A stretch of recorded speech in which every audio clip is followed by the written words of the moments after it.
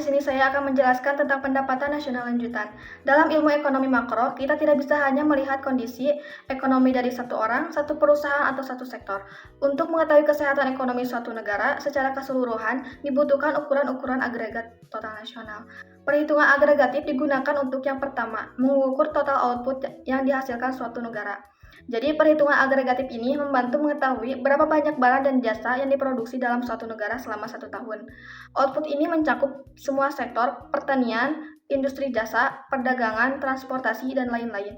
Contohnya, berapa banyak padi yang dipanen, mobil yang dibuat, layanan ojek online, jasa perbankan, dan lain-lain. Dari total output tersebut, kita bisa melihat apakah aktivitas ekonomi negara sedang naik, stabil, atau menurun. Yang kedua, mengukur pendapatan yang diterima seluruh pelaku ekonomi. Setiap orang yang bekerja atau berbisnis akan menerima pendapatan seperti gaji upah, laba usaha, bunga sewa. Semua pendapatan ini dijumlahkan secara nasional. Fungsinya untuk mengetahui apakah pendapatan masyarakat meningkat tanda ekonomi sehat atau menurun tanda ekonomi melemah. Yang ketiga, menganalisis kesejahteraan masyarakat dan daya beli rumah tangga. Jika pendapatan nasional naik, masyarakat umumnya lebih sejahtera. Daya beli, kemampuan membeli barang dan jasa juga meningkat.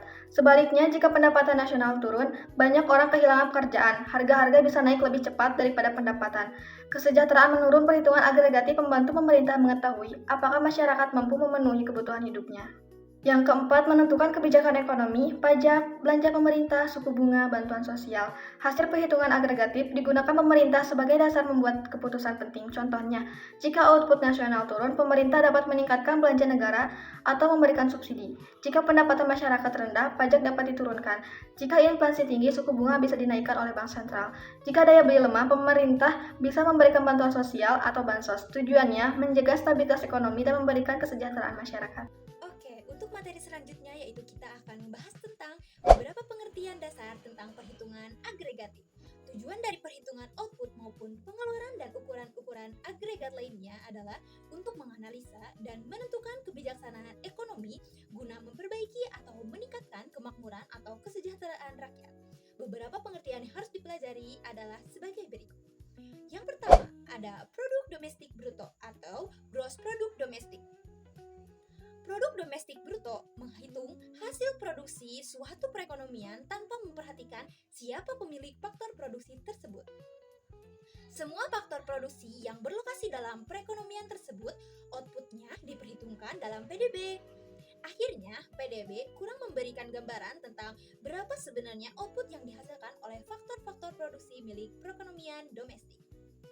Yang kedua ada produk nasional bruto atau gross national product. Nilai produksi yang dihasilkan oleh faktor-faktor produksi milik perekonomian disebut sebagai produk nasional bruto. Kelemahan perhitungan PDB dapat dikoreksi dengan mengurangkan nilai produksi yang dihasilkan faktor produksi yang berasal dari luar perekonomian. Yang tidak boleh dilupakan bahwa PDB tidak memperhatikan produk yang dihasilkan oleh produksi milik domestik yang berada di luar perekonomian itu sendiri.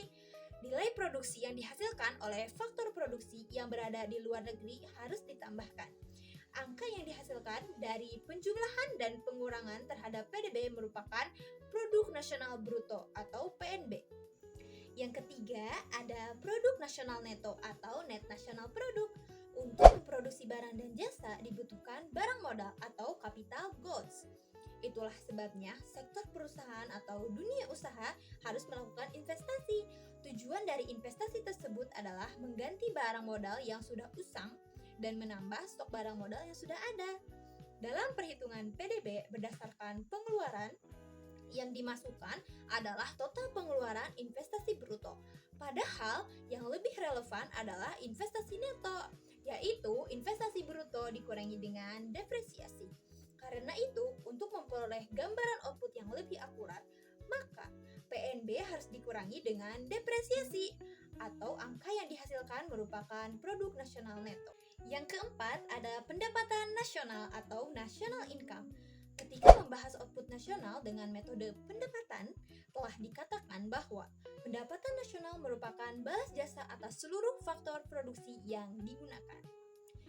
Angka dari pendapatan nasional dapat diturunkan dari angka PNN. Untuk mendapatkan angka PNN dari PNN, kita harus mengurangi PNN dengan angka pajak tidak langsung dan menambahkan angka subsidi. Pajak tidak langsung harus dikurangkan karena tidak mencerminkan balas jasa atas faktor produksi, tetapi tidak masuk dalam perhitungan PNN. Yang kelima, ada pendapatan personal atau personal income. Pendapatan personal adalah bagian dari pendapatan nasional yang merupakan hak-hak individu dalam perekonomian sebagai balas jasa keikutsertaan mereka dalam proses produksi. Untuk memperoleh angka PP dari PN, maka laba perusahaan yang tidak dibagikan harus dikurangkan, sebab laba tidak dibagikan merupakan hak dari perusahaan. Selain dari LTB, pembayaran-pembayaran asuransi sosial atau social insurance payments juga harus dikurangkan. Kedua pengurangan ini belum memberikan informasi yang sebenarnya tentang pendapatan personal.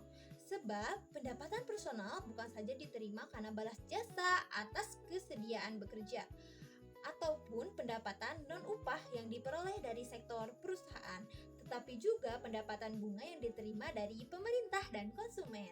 Yang kelima, ada pendapatan personal disposable atau disposable personal income. Yang dimaksud dengan pendapatan personal disposable adalah pendapatan personal yang dapat dipakai oleh individu baik untuk membiayai konsumsinya maupun untuk ditabung. Besarnya adalah pendapatan personal dikurangi pajak atas pendapatan personal. Oke, di sini kita akan mengambil salah satu contohnya PDB, PNB, pendapatan nasional, pendapatan personal, dan pendapatan personal disposable Amerika Serikat pada tahun 1994. Dalam PPT ini kita menggunakan miliar US dollar. Di sini PDB-nya itu sebesar 6.738,4 ditambah dengan pendapatan faktor produksi domestik yang ada di luar negeri dikurangkan dengan pembayaran atas faktor produksi luar negeri, hasilnya menjadi produk nasional bruto yaitu sebesar 6.726,9. Lalu dikurangkan dengan depresiasi atau penyusutan menghasilkan produk nasional neto. Lalu dikurangkan dengan pajak langsung subsidi menghasilkan pendapatan nasional sebesar 5.458. Lalu dikurangi dengan laba ditahan, dikurang dengan pembayaran asuransi sosial, ditambah dengan pendapatan bunga personal dari pemerintah dan konsumen, ditambah juga dengan penerimaan bukan balas jasa, menghasilkan pendapatan personal yaitu sebesar 5.701,7. Lalu dikurangi dengan pajak pendapatan personal, menghasilkan pendapatan personal disposable yaitu sebesar 4.959,6 miliar US dollar. Baik, kali ini saya berkesempatan untuk memaparkan terkait materi pendapatan nasional lanjutan, khususnya tentang produk domestik bruto. Mulai dari PDB harga berlaku, harga konstan, deflator PDB, sampai dengan cara menghitung inflasinya. Yang pertama, kita bahas dulu tentang PDB harga berlaku atau biasa yang sering disebut PDB nominal. PDB harga berlaku adalah nilai PDB yang dihitung menggunakan harga barang dan harga jasa yang berlaku pada tahun tersebut. Secara sederhana, menghitung PDB harga berlaku itu dengan mengalihkan harga barang dengan jumlah barang yang diproduksi. Namun, disinilah letak kelemahannya. PDB nominal seringkali tidak mencerminkan kondisi produksi yang sebenarnya karena nilainya dipengaruhi oleh kenaikan harga atau inflasi. Sebagai contoh, pada tahun 2010 diproduksi 10.000 baju dengan harga Rp120 per baju, sehingga nilai PDB-nya sebesar Rp120.000. Sementara itu, pada tahun 2000, nilai PDB-nya hanya Rp100.000. Tetapi karena harga bajunya masih Rp80, jumlah barang yang diproduksi justru mencapai 1.250 baju.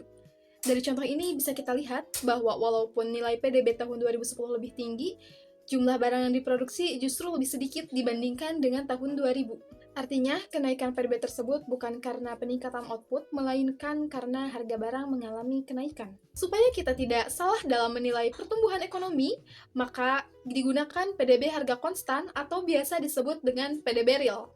PDB harga konstan ini dihitung dengan menggunakan harga dari satu tahun tertentu yang disebut sebagai tahun dasar. Pada contoh ini, tahun dasar yang digunakan adalah tahun 2000. Cara menghitung PDB real ini cukup sederhana, yaitu jumlah output yang dihitung dikalikan dengan harga pada tahun dasar. Untuk tahun 2010, jumlah produksinya adalah 1.000 baju. Lalu, dikalikan dengan harga pada tahun 2000, yaitu Rp80, sehingga diperoleh PDB realnya sebesar Rp80.000. Artinya, setelah nilai inflasi ini dihilangkan, nilai produksi tahun 2010 ternyata lebih rendah dibandingkan dengan tahun 2000. Hal ini menunjukkan bahwa PDB harga konstan ini lebih akurat untuk menggambarkan pertumbuhan ekonomi yang sebenarnya. Selanjutnya, kita masuk ke deflator PDB. Deflator PDB merupakan alat yang digunakan untuk mengukur perubahan tingkat harga atau inflasi dari tahun dasar ke tahun berjalan. Rumus deflator PDB adalah harga pada tahun berjalan dibagi dengan harga pada tahun dasar, lalu dikalikan dengan 100%. Dengan menggunakan contoh yang sama, harga pada tahun dasar, yaitu tahun 2000, adalah Rp80, sedangkan harga pada tahun berjalan, yaitu pada tahun 2010 naik menjadi Rp120. Jika dihitung, deflator PDB pada tahun 2010 adalah 120 dibagi dengan 80 lalu dikalikan dengan 100 sehingga hasilnya adalah 150%. Angka 150% ini menunjukkan bahwa secara umum harga-harga di tahun 2010 meningkat sebesar 50% dibandingkan dengan tahun 2000. Dari deflator PDB tersebut, kita juga bisa menghitung tingkat inflasinya. Inflasi ini digunakan untuk mengetahui kenaikan harga dari satu periode ke periode berikutnya, sekaligus melihat daya beli masyarakat. Rumus inflasi dari deflator PDB ini adalah deflator pada tahun berjalan dikurangi dengan deflator pada tahun sebelumnya, lalu dibagi lagi dengan deflator pada tahun sebelumnya, lalu dikalikan dengan 100%. Karena tahun 2000 ini adalah tahun dasar, maka nilai deflatornya adalah 100. Sedangkan pada tahun 2010, nilai deflatornya adalah 150. Jika dihitung, nilai inflasi pada tahun 2010 adalah 50%. Artinya, harga-harga pada tahun 2010 meningkat sebesar 50% dibandingkan dengan tahun 2000. Sehingga nilai uang atau daya beli masyarakat menjadi menurun. Dari penjelasan tersebut dapat disimpulkan bahwa kenaikan PDB tidak selalu berarti peningkatan produksi. Oleh karena itu, penggunaan PDB harga konstan, deflator PDB, dan perhitungan inflasi ini sangat penting untuk melihat kondisi ekonomi yang sebenarnya. Di sini saya akan menjelaskan tentang manfaat dan keterbatasan perhitungan. Yang pertama, perhitungan PDB dan analisis kemakmuran. Perhitungan PDB menunjukkan total barang dan jasa yang diproduksi suatu negara dalam satu tahun. Dari sini kita bisa menilai kemakmuran masyarakat. Misalnya, jika PDB meningkat, artinya ekonomi bertumbuh dan pendapatan masyarakat cenderung lebih tinggi. Yang kedua, perhitungan PDB dan masalah keterbatasan kesejahteraan sosial. PDB tinggi tidak selalu berarti semua orang sejahtera, karena tidak menunjukkan distribusi pendapatan. Sebagian masyarakat bisa masih miskin meski PDB naik. Yang ketiga, PDB per kapita dan masalah produktivitas. Dengan PDB per kapita, kita melihat pendapatan rata-rata per orang. Namun, meskipun PDB per kapita tinggi, jika produktivitas rendah, kemakmuran belum bisa dirasakan secara optimal. Yang keempat, perhitungan PDB dan kegiatan ekonomi tak tercatat. PDB biasanya hanya menghitung kegiatan ekonomi resmi, usaha informal, pedagang kecil, atau jarang tercatat, padahal tetap memberikan kontribusi pada ekonomi sehari-hari. Baik teman-teman, di sini saya akan membacakan kesimpulan dari materi-materi yang sudah kami jelaskan. Jadi kesimpulannya, PDB merupakan alat utama untuk mengukur nilai total output ekonomi suatu negara. Perhitungan PDB nominal seringkali bias karena dipengaruhi perubahan harga, sehingga diperlakukan PDB real yang menggunakan harga konstan agar dapat menunjukkan pertumbuhan ekonomi yang sebenarnya. Melalui deflator PDB dan perhitungan inflasi, kita dapat memisahkan kenaikan output real dari sekedar kenaikan harga. Selain itu, PDB per kapita sering digunakan untuk menilai tingkat kemakmuran, kesejahteraan sosial, dan produktivitas suatu negara. Namun, PDB memiliki berbagai keterbatasan indikator. Ini tidak mempertimbangkan distribusi pendapatan aspek non-material seperti kebahagiaan dan ketenangan batin, serta kegiatan ekonomi informal atau ilegal yang tidak tercatat secara resmi. Karena itu, negara dengan PDB tinggi belum tentu memiliki kesejahteraan sosial yang tinggi. Dengan demikian, PDB tetap penting sebagai indikator ekonomi, tetapi tidak cukup untuk menggambarkan kondisi masyarakat secara menyeluruh, tanpa mempertimbangkan indikator sosial, kualitas hidup, dan faktor non-ekonomi lainnya.